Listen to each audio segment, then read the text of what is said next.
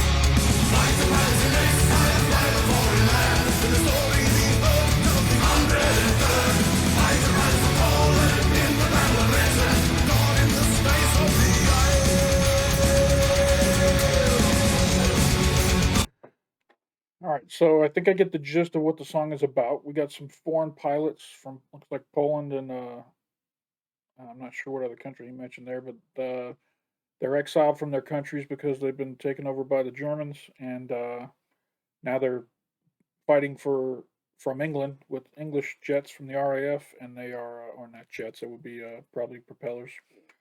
You see, one day, no, they wouldn't have jets. They would have had Mustangs and stuff like that. No, that's American. Spitfires? I don't know. Anyway, so they're using RAF planes to fight back and try and you know defeat Germany and get back to their homeland, that kind of thing. Very cool.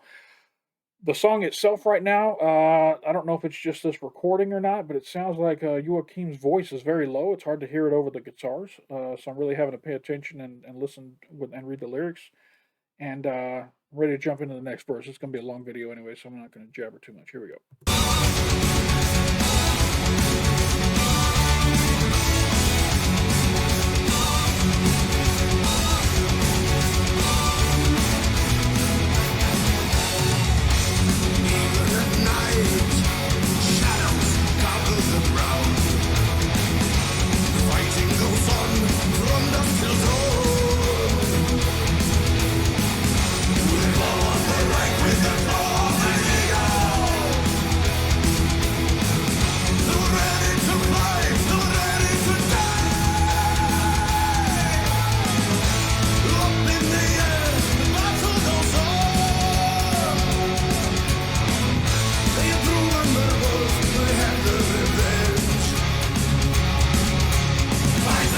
Sorry, I gotta go back. This I've complained about this before in some Sabaton songs, and I know it rubs people the wrong way.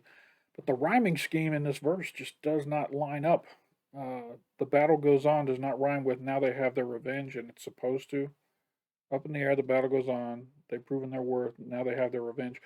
None of that rhymes, and it just pulls me out of the song every time something like that happens in a Sabaton song. And I know oh, it's picky. It's being picky. I'm being very touchy. This is touchy reactions, but I just they've got so many great songs that don't do that. So I know that their writing style can avoid that trapping. Maybe this song was early in their. I don't know when this came out, so maybe this was early on before they really mastered making the rhyme schemes work right. But again, it just pulls me out every time it happens, and I think it happens here in the chorus too.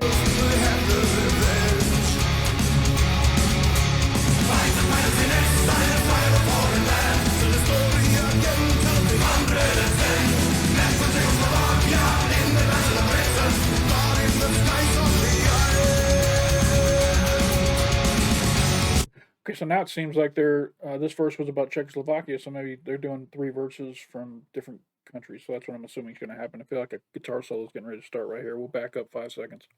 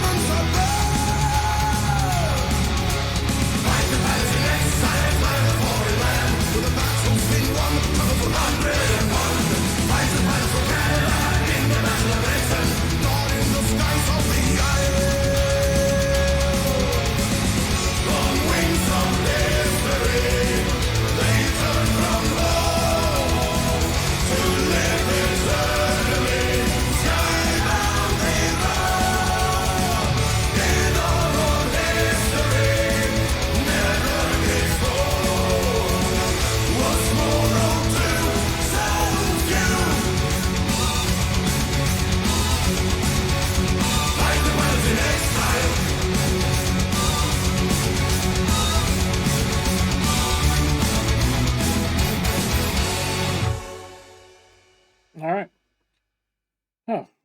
I'm not going to rate this song yet because I've only heard it once, so I'm going to wait till the end of the video to rate this song. I'm going to give it a chance. A lot of times I'll hear a lyric video and it just won't grab me, but once I see the live and hear the history behind the song, I end up liking it a lot. So right now I'm skeptical, but like I say, those rhyming schemes pull me out of it every time. And let's see this. Also, there's two.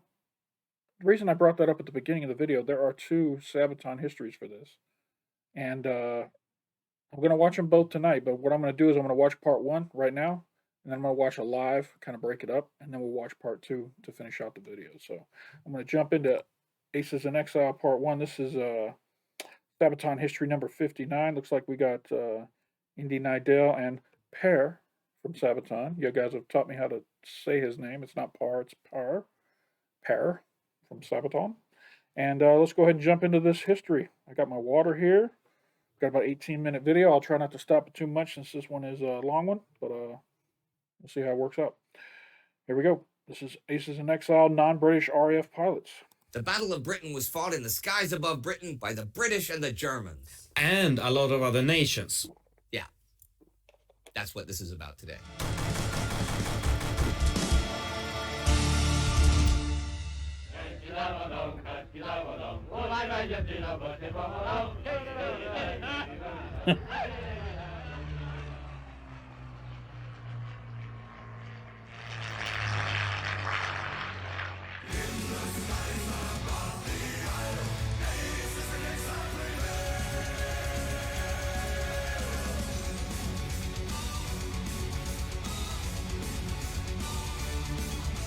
The spring of 1940 had seen the German Wehrmacht sweep through the Low Countries in France with unexpected speed and ferocity.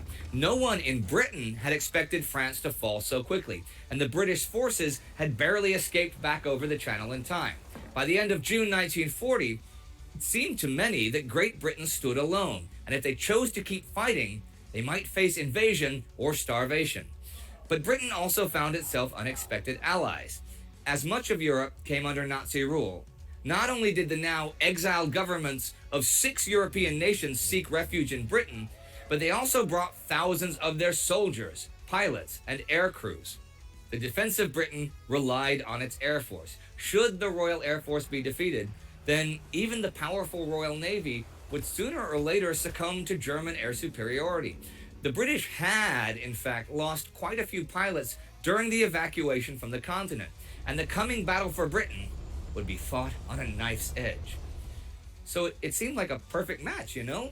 A host of experienced pilots and crewmen, far away from their country but with the desire to fight, and a country in dire need of reinforcements. The British and the foreign governments came to the same conclusion. However, it's one thing to have a pool of new pilots, and another thing to unite them into an actual fighting force. A common enemy and the ability to fly a plane was simply not enough. First, the British government had to create many political necessities from scratch to legitimate the presence of foreign forces on their soil. The first step was to fall back on the Visiting Forces Act from 1933. This was initially designed to allow soldiers from the Commonwealth, like the Canadians, to station military forces in Britain without transferring their jurisdiction to the British authorities. Expanding on this law, they created the Allied Forces Act, which now legitimized the exiled governments as well to keep their own forces stationed in Great Britain, right? This was important because the Polish, Czechoslovakian, and French governments did not want their forces to simply be assimilated into the Royal Air Force. It also started a bureaucratic nightmare. The Commonwealth soldiers did have it easier. The Canadian pilots of Squadron 401 had arrived June 21, 1940, a month before the British skies were darkened by streams of German bombers.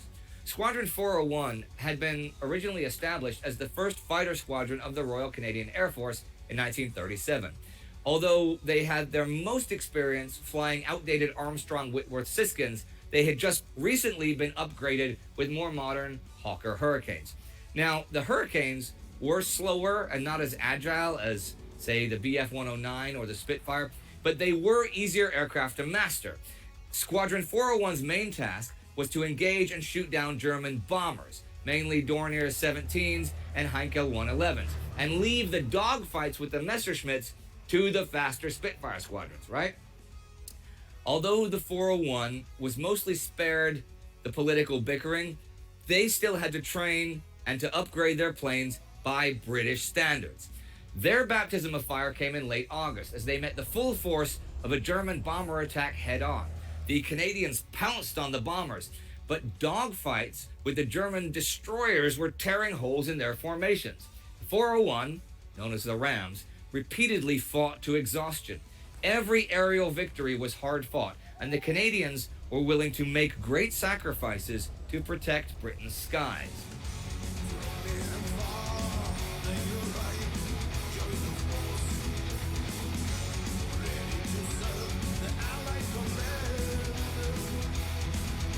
The fighting did not stop the political scheming behind the scenes, of course. For the Royal Air Force, it was clear that any pilot serving in a British uniform, irrespective of his nationality, would have to serve under the same military code as the British pilots. The exiled governments, however, wanted to be recognized as actual allies, not just associated powers or foreign volunteers. The independence of their pilots gave them not only political prestige, but legitimacy in representing their occupied home country. If any pilots were sick of those political wheelings and dealings, though, it had to be the Czechs and the Slovaks. Since the Munich Agreement and the consequent invasion of Czechoslovakia in 1939, those men had been forced to flee their country and seek refuge in neighboring countries until they made it to France. But the French did not exactly welcome them with open arms. Instead, they forced many of the Czech and Slovak soldiers to either join the Foreign Legion in Africa or be sent back over the border. Only a few had the chance to fly some outdated aircraft during the Battle of France, before more than 4,000 of them made it over to Britain. There, under the guidance of President Edouard Benes and Foreign Minister Jan Masaryk, they had their own fighter and their own bomber squadrons established as part of the Royal Air Force Volunteer Reserve by mid-July 1940. But still, many of them felt that they were again being held back.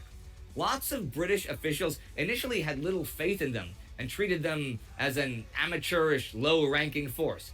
They trained and reorganized until the middle of August, while the skies of southern England were fought over ever more viciously. When Squadron 310 was given a chance, it quickly proved its value. They began fighting their own private war against the Germans, actually, often going so far as to pursue them back over the Channel.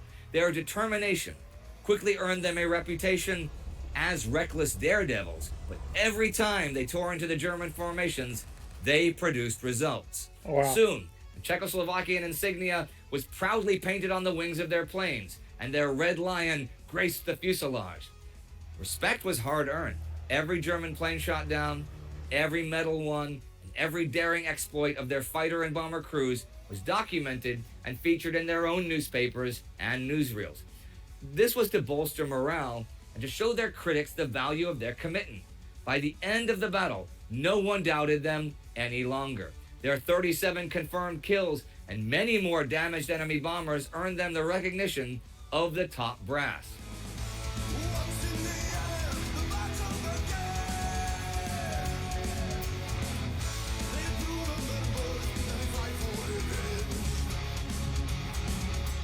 Like the Czechs and Slovaks, the Polish refugees had been treated with suspicion and discrimination by officials. Polish General Zajec had gone personally to Winston Churchill to tell him that the Polish fighter pilots were eager to give the Germans some payback and that their maintenance personnel were already familiar with British-made airplane engines.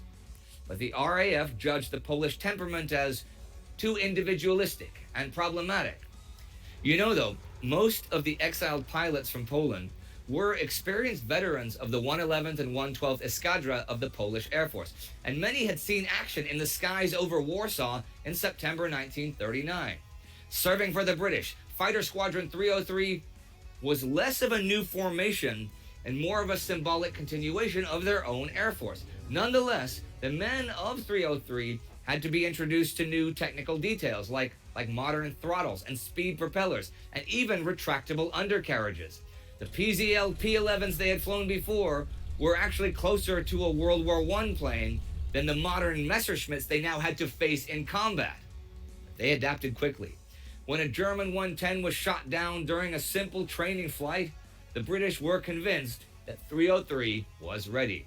Throughout September and October 1940, the squadron repeatedly clashed with the Luftwaffe, contesting British airspace with every sortie, and the Germans had to pay a high price for every Polish fighter they shot down. During the German attack on the London docks, the 303 alone claimed 12 Dorniers in one day. Flying for the 303, the Czech Josef František, nicknamed the Lone Wolf, became the highest scoring Allied pilot of the Battle of Britain, with 17 confirmed kills. Wow. The squadron continued to aggressively attack the Germans in dogfights over London, making 303 one of the highest scoring squadrons of 1940. By late October, the danger of imminent invasion seemed to be over, at least for the time being, as the British Air Force finally gained the upper hand. And many British officials agreed that had it not been for the foreign pilots, the outcome might not have been the same. Indeed, 1/5 of the Royal Air Force did not come from the British Isles. Next to the Poles, Czechs, Slovaks, and Canadians fought Free Frenchmen, New Zealanders, Norwegians, and volunteers from the United States. But although the Battle of Britain was won, the war was far from over. So the pilots in exile would continue fighting with the RAF until they were relieved of their duties at the end of the war.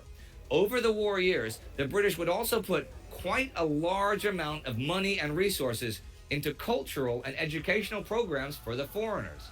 Since they did not just fight the same enemy, fly the same planes, and eat the same British cuisine, but also lived in British communities, they were to be integrated as much as possible. Learning the English language was the first and most important step. And once they understood more than just military orders, the foreign pilots were no longer confined to their own groups. These educational programs did a lot to overcome initial resentment and kept morale high so that the men felt comfortable serving and living in Britain. Winning the war was only possible if they worked together, despite their political and cultural differences. With time, they grew fond of each other as respect was earned and sacrifices were made. Everybody lost friends, and everybody had to get on with the fight until the job was done. I got to imagine there was a lot of competition between the different countries. Maybe if they're sharing airfields, kind of thing. You know, they at the end of the day they go get a beer or whatever, and there's a lot of competition and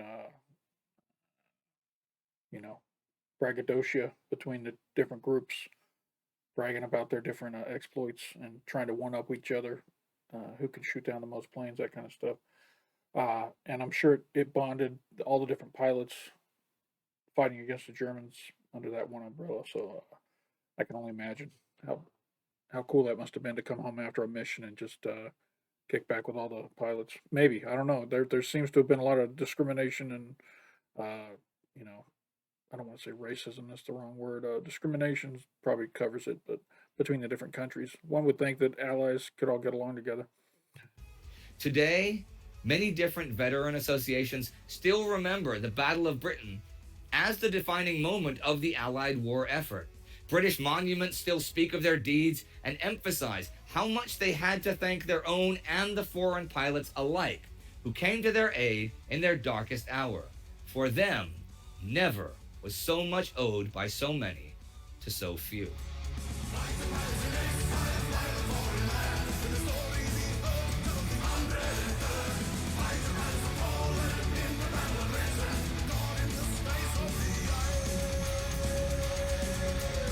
Before we talk a little bit about the song, there is a game about Aces in Exile, yes? Yeah, and Tell us about that a little bit. Coming here soon, so we can play it in another episode. But you don't have one with you? No. Okay, but we'll play it in another episode. It's a couple of years ago, but we were there at the premiere of it, and it was kind of coinciding with the idea of our song, and then this game. It's a board game. Board game. Okay. Yeah. Is it for 2 players, 4 players? Different amount? Or? You're 2 people. So it's really one side against the other. Yes. About the song, You know, it's interesting. The Aces in Exile. Now, we've obviously talked about the Poles and the Czechs and the Canadians and so forth many times in the regular World War II episodes on my World War II in real time channel, and they often get overlooked and forgotten. You know. Yeah, that's why a lot of people in these countries really wanted us to write a song about it, because they are like, oh, Britain takes all the credit for the Battle of Britain. Yeah. We also have, of course, in the song which deals mainly with Czech, which is Far from the Fame. But this specific song itself. Let me see here. I think I've done. Yep, Far from the Fame is going to be out on February the 6th. I've already reacted to that. Very good song. And you've probably seen it. Oh, nope, you haven't seen it already because I'm bumping this one up on the list. So February 6th, Far from the Fame drops. Was written way earlier than that. Yeah. It's from the 2010 album Coat of Arms. It was one of the last songs written for the album, and I remember how long we were working with it because it has so many different elements in it. It was a very inspiring song to work with musically. Actually, a lot of the parts that were written for that song as well were so damn good, so they were used in other songs later. Okay. I guess if you ask anybody of the band members, like, what's your favorite song from Coat of Arms? It's Ace in Exile for most people. And when Tommy joined the band, he was like, "Can we play Ace in Exile, please, please, please, please?" It's his favorite album, and it's his favorite song. I think the song would fit into any Sabaton set list at any time. It sticks out. It's something very uplifting, very cheerful, very heroic, very happy song. So I'm sure that at some point we're gonna bring it back. Well, it's interesting that you say it's uplifting and heroic, because it is, but those men, especially like the Eastern Europeans and stuff, they were not treated, even at that time. I mean, we say, oh, they're overlooked and forgotten today, and they are less and less, but they still are to an extent when people talk about the Battle of Britain. But some of them were not treated especially well even at the time, you know? No, obviously. And I guess that's why a lot of people also, please, Sabaton, can you tell our story? Or can you tell their story? Because nobody else did. To not be allowed in the victory parade and stuff even after. Although there are some that sucks. They didn't recognize their allies during the victory parade at the end. I didn't catch that part. There are some really good like little personal stories from them that a couple I mentioned in the World War II thing. Like there was a Polish pilot, and he parachuted out right over Britain, and he landed in a British tennis club, right, and so they cleaned him up, put him into new clothes, checked him in as a guest, and he played tennis, and he won too. And I thought that was pretty good. Okay. And there's another story. A Polish guy, he parachuted out and he got stuck in a tree, and the locals came. This was way in the countryside with actual pitchforks. And they thought he was German because he obviously wasn't. And his thought, he said, so I said in the best British accent I could, fuck off. And they go, okay, he's not German and stuff. So there's a lot of those little stories like that. Awesome. Yeah. So there are those stories of heroism, and of course the bulk of the British people are well aware of the role that any of those Canadians, Czechs, Poles, all the others played into Britain. It's nice that it's getting more and more attention, particularly thanks to guys like you today. There was a movie created about the 303rd not long ago. Okay. And a pretty well produced movie. Yeah. And I was in contact with them and hoping that they would feature our song somehow. Yeah. But this shines a light. I mean, there are so many people often talking about, oh, Sabaton, your music is perfect for having soundtracks of movies. And we see that a lot of people use our music for YouTube videos where they borrow the material from different movies, and then they add our music and create their own videos. We love it. It's really cool, and I think it's a great thing when people do that. I told these movie makers, if you do not agree that we do this together, we produce something, and if we don't do it, fans will do it. And none of us will have the profit or benefit out of it. The problem with the movies is that there is always this music producer. Yeah. And he has his vision. This is what the music's gonna sound like in his movie. And then he suggests something for that person, and they are absolutely not interested in hearing. But I don't. I got transfixed there for a second looking at Pear's beard. He's got a big, fluffy, clean beard right now, and it's well trimmed. And it was just kind of It caught my attention there for about 30 seconds. I was just staring at it. I'm not ashamed to say that. Don't give up. So maybe I don't one think you day, should. maybe one day they find our music in a Any movie. of you producers out there, just remember, Per, who's written a lot of songs about things like Or World War II, World War One, war, more war, peace occasionally, international peacekeeping forces. Aha! See, I got that in, didn't I? yeah, you got it. Okay, well, to all you young producers and old producers out there, that is it for today for Sabaton History. Thank you, and see you soon again. Next week.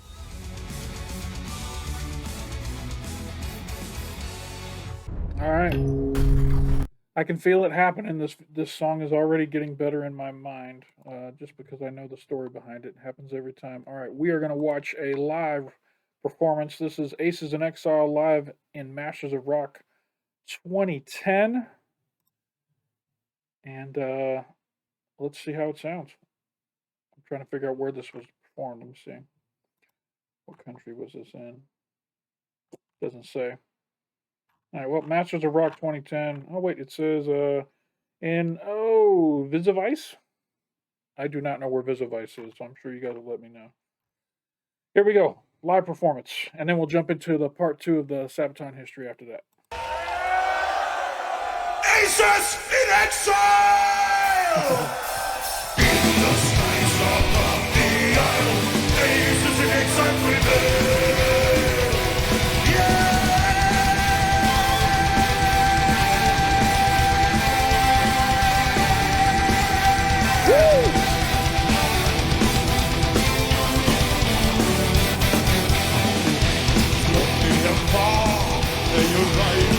Join the force, ready to serve your allied command.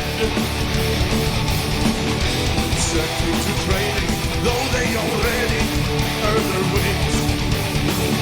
They were ready to fly to the beach for the fires. I don't think I've seen Sabaton with a keyboard player before. There's a guy back there on keys. They've got way more members here than what I'm used to seeing. Up in the air, battle again. They improve the world, they fight for revenge. Fight to rise in exile, fire with all in hand. Story begun, just the unwritten. Fight to rise with older, in the battle written. God in the skies of the isle.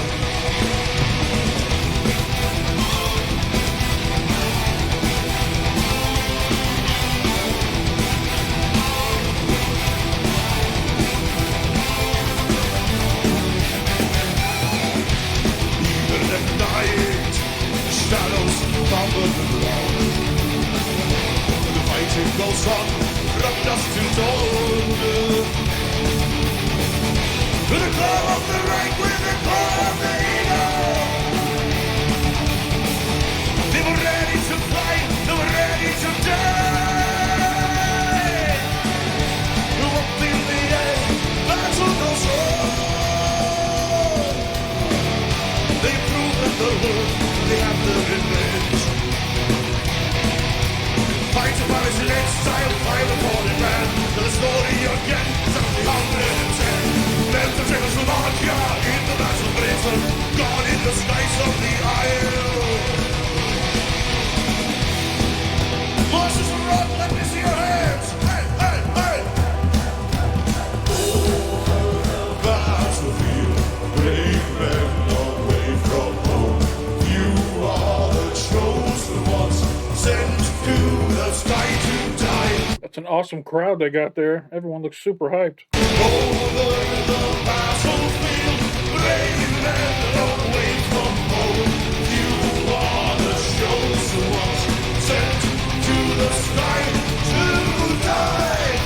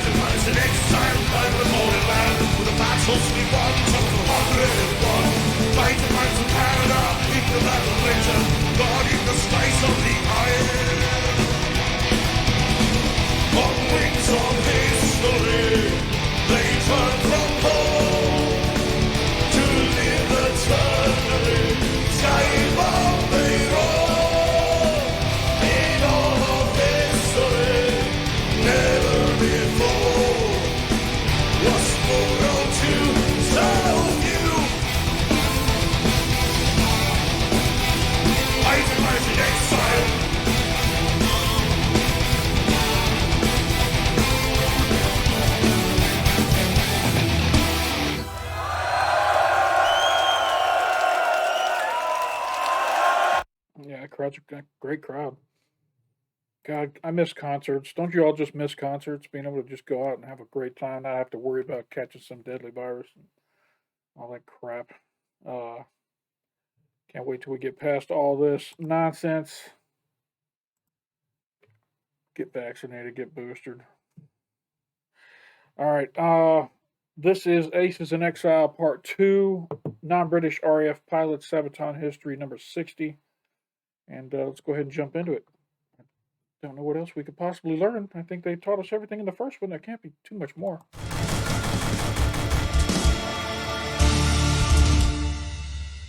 Hello, I'm Per from Sabaton. And I'm Indy Nidell. And this is the Sabaton History channel. And this is part 2 of Aces in Exile. Aces in Exile was last week's episode, and it's part 2 because, well, it's Flying Aces. I mean, there's so much more you can say about it. And also, in the future, we're going to be revisiting some of the Sabaton songs that we've already done to go a little more in depth about them. Now, before we get to the individual aces, you probably noticed there's a World of Tanks sign right there. This is an emergency shooting, actually, because Per and the boys they're going on tour in Russia. And so he's not able to come down to Bavaria to film when I'm going to be there filming. So the World of Tanks people have very kindly let us use their studio. Thank you, guys. You can say you're welcome. You're allowed to. You're welcome. Yeah, see? They very kindly let us use their studio here in Minsk. And it's not like a sponsorship or collaboration. It's just being nice guys, which is pretty cool. Yeah. All right, so Aces in Exile. All of us have escaped from our country when the Germans invaded it. We have fought against our enemy in France. Now we have come to England to continue the fight. Our squadron has brought down 33 German planes in a month. We hope we shall bring down many more. Nazar.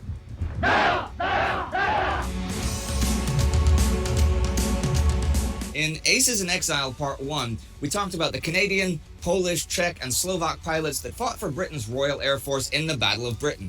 Men far from home, fighting for a common cause despite their differences in language and culture. Here are some of their stories.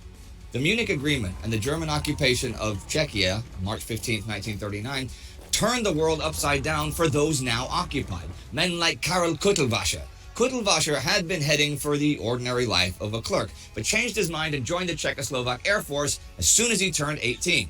By 1938, he had successfully completed his pilot training and served in the 32nd Fighter Unit of the 1st Air Regiment. The squadron had been training to defend the airspace over Moravia and Slovakia, but the German occupation and the dissolution of the whole Czechoslovak Air Force had put a stop to that. Like so many others, Kuttelwasser faced the choice of either living under German occupation or making a run for it. He chose the latter and smuggled himself on board a coal train to Poland. Looking for help in the Czechoslovak consulate in Krakow, he was greeted by a whole group of Czech pilots who also had the same idea. One of them was Josef František. František had joined the Czechoslovak Air Force in 1934 and had shown a remarkable talent for flying. With natural ease, he flew the Aero A-11 reconnaissance planes and soon made sergeant in the 4th Air Regiment. However, although he was a gifted pilot, he was also a natural troublemaker, getting in frequent fights or going AWOL for days. Any other pilot would have been dishonorably discharged, but František's skill with the Avia biplanes had earned him instead recommendation.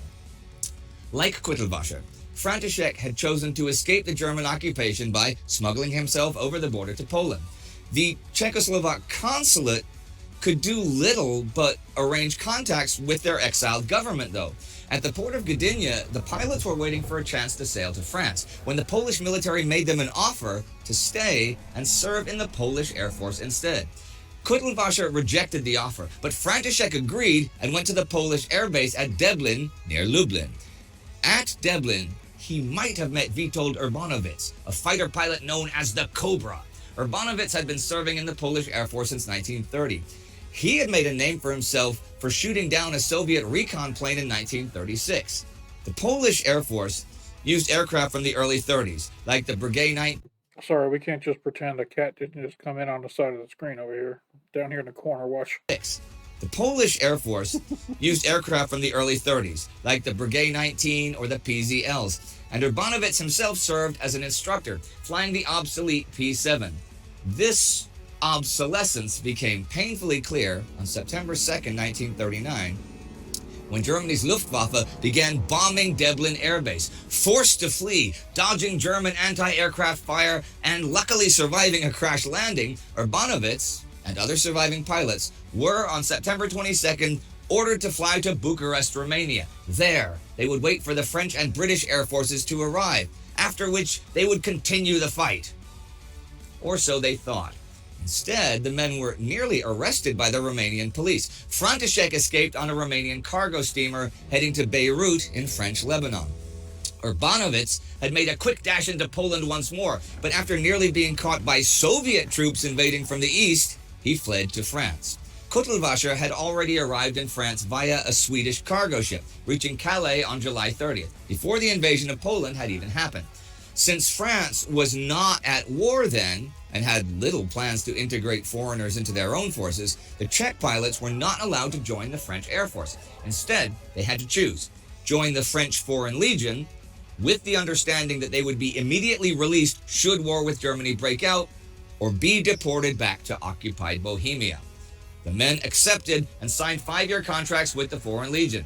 Sent to French Algeria, Kotelwasser endured the harsh legionnaire training, but he did learn a thing or two about the modern French Morane-Saulnier fighter aircraft. On September 3rd, 1939, France declared war on Germany. Although it would take another 2 months until Kotelwasser would be released from his contract, he was now allowed to join the Free Czechoslovak Air Force.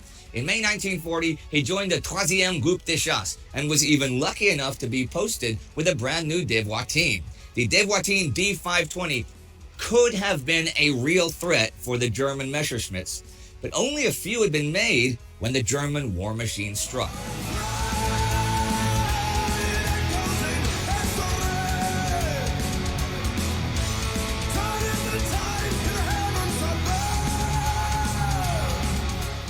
Also supporting the French defenses were the Canadians.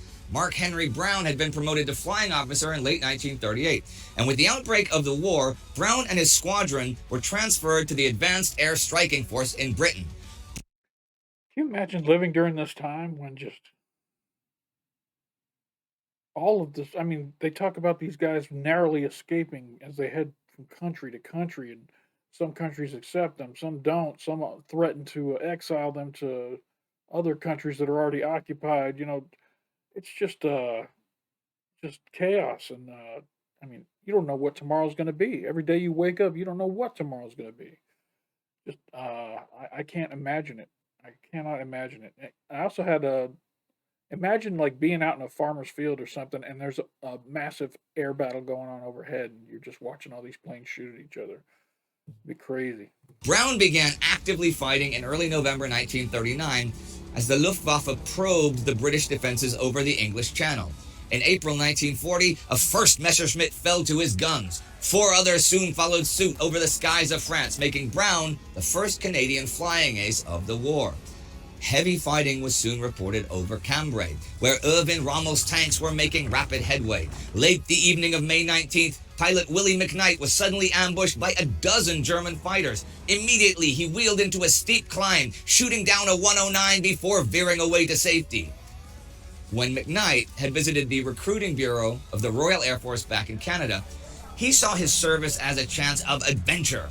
As part of Squadron 242, he had trained with fellow Canadians at Church Fenton, flying Blenheim bombers and Hawker Hurricanes. Now fighting from airfields in northern France, it seemed more like adventure had found him. Shortly after his stunt at Cambrai, news came of the British Expeditionary Force boxed in and being evacuated at Dunkirk. The British flying squadrons rushed in, trying to keep the packed men on the beaches safe from the Luftwaffe. By June 7th, McKnight had shot down 6 planes there, claiming 10 victories in total. But like so many of the other men, exhaustion and battle fatigue set in. He lost 12 kilos in a few weeks, and once nearly his life while making his way to England, leaking oil all over the channel. Squadron 242 suffered badly in the skies over France. Over the battlefield, brave men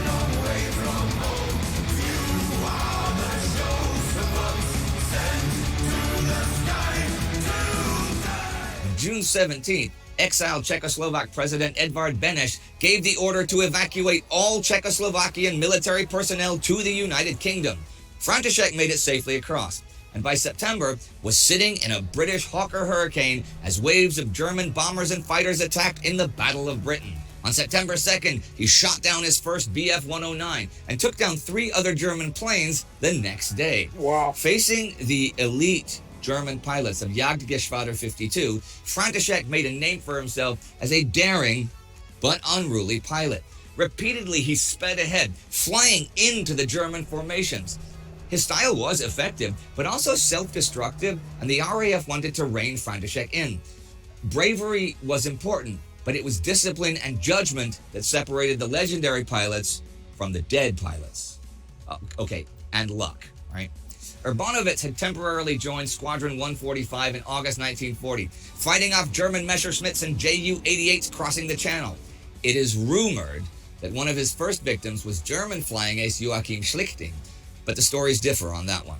By August 21st, Urbanowitz was assigned to the Polish 303 Squadron, and 2 weeks later became squadron leader. Throughout September, his kill tally of Dorniers and Messerschmitts grew ever longer, and he was even awarded the Silver Cross by General Sikorsky. With 15 kills, he made the top 10 Allied aces of the Battle of Britain.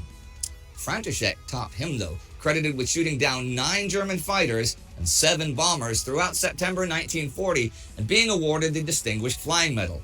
However, on October 8th, František's Hurricane was seen spinning through the air. It crashed, and František was immediately killed. It is unknown for what reason it crashed, whether personal exhaustion or mechanical failure or what. Mark Henry Brown was shot down as well in mid-August 1940, but managed to bail out before the crash. After the Battle of Britain, he was posted to the Middle East, eventually fighting the Germans over the skies of Malta. During a raid in November 1941 against Italian airfields in Sicily, he was hit with anti-aircraft fire. With a kill tally of 17 enemy aircraft, he was buried by the Italians with full military honors. McKnight was busy patrolling the skies over England, facing several German raids against RAF bases. After shooting at bombers over the Thames in November 1940, he was promoted to flying officer. In January 1941, he was tasked with flying combat patrols over French territory. But his group was hit by heavy anti-aircraft fire and again jumped by a horde of Messerschmitts. McKnight never made it home.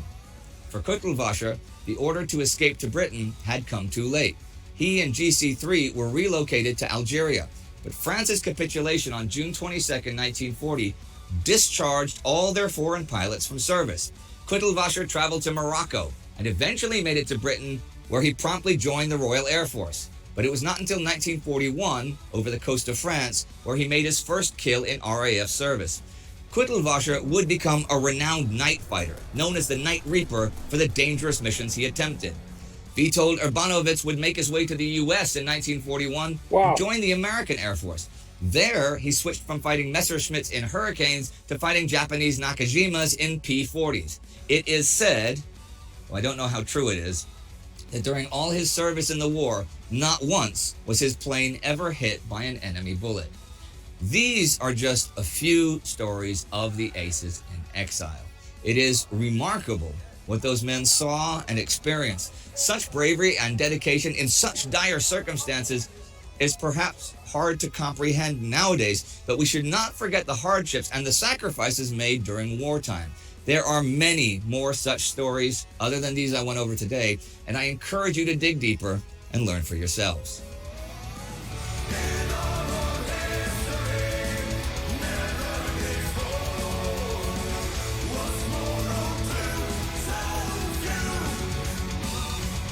And now, for this little interview section, I want to talk about something a little different. Mm-hmm. Flying aces, sure, but something related to flying aces. Now, okay, you guys are rock stars. It's true. You don't have to be modest. Every single person watching this knows that you guys are rock stars. But the concept of rock star has had a lot of different names over the years. Now it's rock stars. In the 1850s, it was like Jenny Lind and opera stars and things like that. Maybe the klezmer heroes of the 1880s. But absolutely, during the First World War, the rock stars were the flying aces. And I think that's kind of interesting that if you go through like the 19th and 20th century, you always have somebody that, we'll call it rock star. We can call it whatever we like. And I wonder if we went back to like the 1600s, who the rock stars would be. Okay. Well, in the 30 Years' War. Knights, I Oh, guess. Winged Hussars. Winged Hussars, maybe. Obviously, the Winged Hussars. Okay, we know they were the rock stars and stuff. But yeah, some knights. I guess there will be the ones, and I guess the joust. When the winged hussars arrive. Sorry. But yeah, why don't we get would further be- back? That Yeah. would be maybe leading into being the rock stars. By the way, Winged Hussars is slowly becoming my favorite Sabaton song. It's just so good. So good.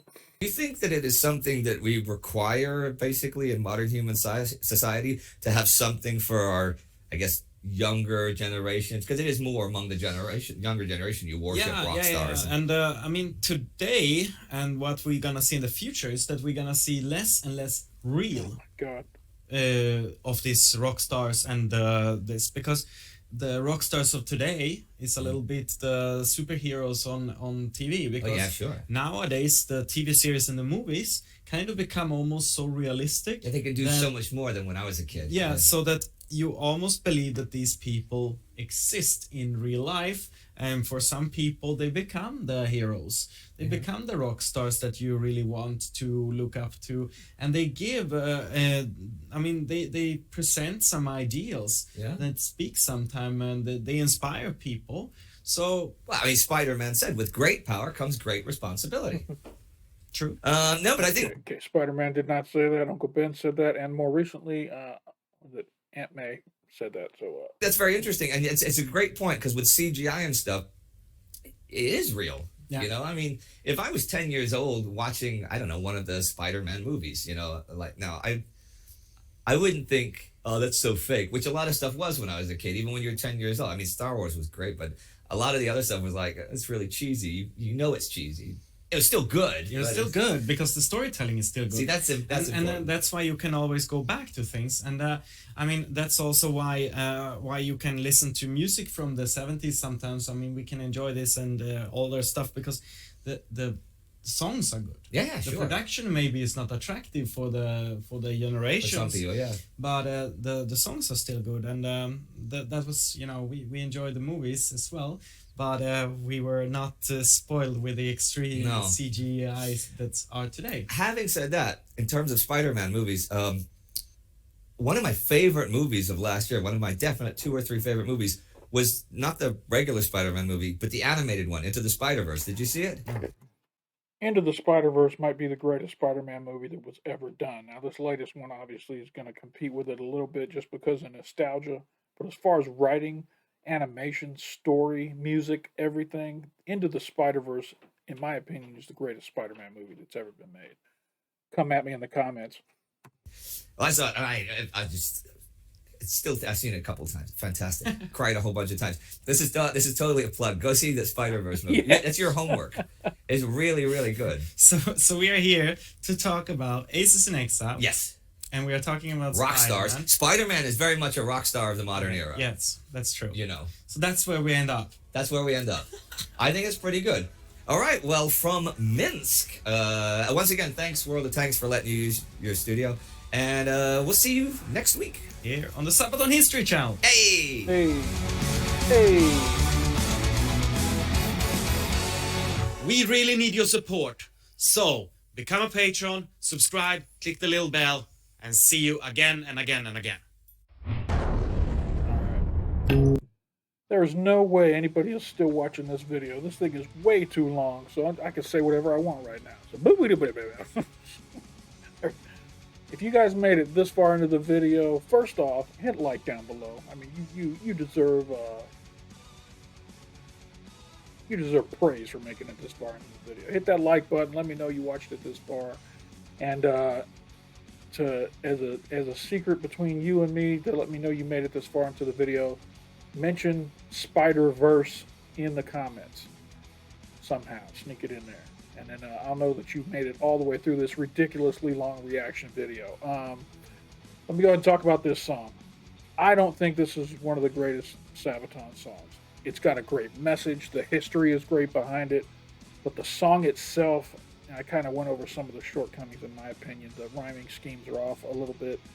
The music in it is great, but it's the lyrics, the way that they're put together, just it's hard for me as a new listener to hear it when it doesn't line up, when the cadences don't line up like they do a couple of times in this song, and when the rhyming schemes don't line up. So if I'm rating this on a scale of 1 to 10, I'm gonna give it a 6. And everything can't be a 10.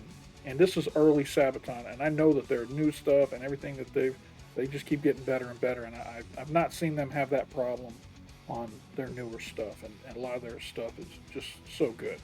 So when I'm comparing this to their stuff that, like I said, Winged Hussars, 82nd All the Way, that new song they just released, was it Soldiers in Heaven, or I think that's what it was, which, by the way, they just dropped a new Sabaton History for us, so I might have to go check that out. Those songs are far superior as far as writing. I almost wish they could go back to this song and take another stab at the writing on it to clean it up a little bit and make it flow a little better. So, just being honest, I know not everybody wants to hear somebody say something bad about their favorite group. I love Sabaton; they're great, and it hurts me to say it, but I'm honest. That's why people come over to my reaction channels, because I don't just kiss everybody's ass and say everything's great. If I like something, I'll tell you I like it. If I don't like it, I'll gently tell you I don't like it, because I'm not trying to offend nobody.